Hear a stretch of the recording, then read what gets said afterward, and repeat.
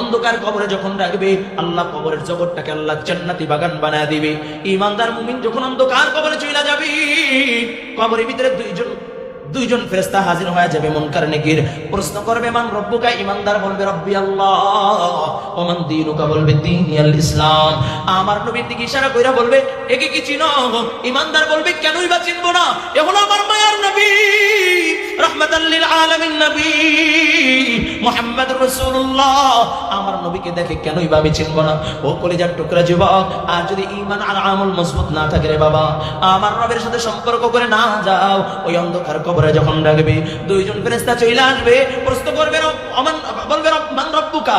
ও আনাফারমান, যার সাথে আমার রবের সাথে সম্পর্ক নাই, যার সাথে ঈমান আমল যার মজবুত নাই, ও যখন অন্ধকার কবরে চলে যাবে, ফেরেশতা প্রশ্ন করবে রব্বুকা? মান রব্বুকা?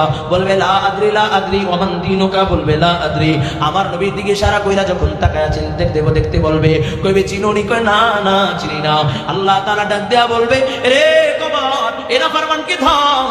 এমন সময় কবর এমন জোরে চাপ লাগায়া দিবে, ডান পাশের হাড্ডিগুলো বাম পাশে চলিয়া যাবে, বাম পাশের হাড্ডিগুলো ডান পাশে চলিয়া যাবে। কারো বা কবরে 99টা সাপ চলে আসবে, কারো বা কবরে দাও দাও দাও দাও করে আগুন জ্বলে উঠবে। ও কলিজার টুকরা যুবক, ওই কবর আযাব বড় ভয়ঙ্কর, বড় ভয়ঙ্কর। পরে ওই কবর আযাব এতটাই ভয়ঙ্কর, ওই কবরে যখন শাস্তি দিবে, সাপ যখন এইটা সবল মারবে, এক আঘাত করবে 70 গজ মাটির নিচে ডুবিয়া যাবে। আবার আগুনের হাত দিয়া বলে থাবা দিয়া উঠাইবে, আবার সবল দিবে, তো আবার 70 গজ মাটির নিচে ডুবিয়া যাবে। সব কবরে এত জোরে চাপ লাগায় দিবে, ডান পাশের হাড্ডিগুলো বাম পাশের হাড্ডিগুলো মরমর করিয়া চূর্ণ বিচূর্ণ হয়ে যাবে। ও কলিজার টুকরা যুবক, ওই কবর আযাব বড় ভয়ঙ্কর। নবীর প্রিয় সাহাবী হযরত আবু বকর সিদ্দিক রাদিয়াল্লাহু তাআলা আনহু জান্নাতুল বাকির কিনারে দাঁড়াইয়া আমার নবীর সাহাবী আবু বকর কান্দে। এমন সময় নবী আমার হুজরা থেকে বাইর হইয়া দেখে আবু বকর কান্দে। নবী আমার ডাক দিয়া বলে, আবু বকর, তুমি কেন কান্না করো? কিসের জন্য কান্না করো?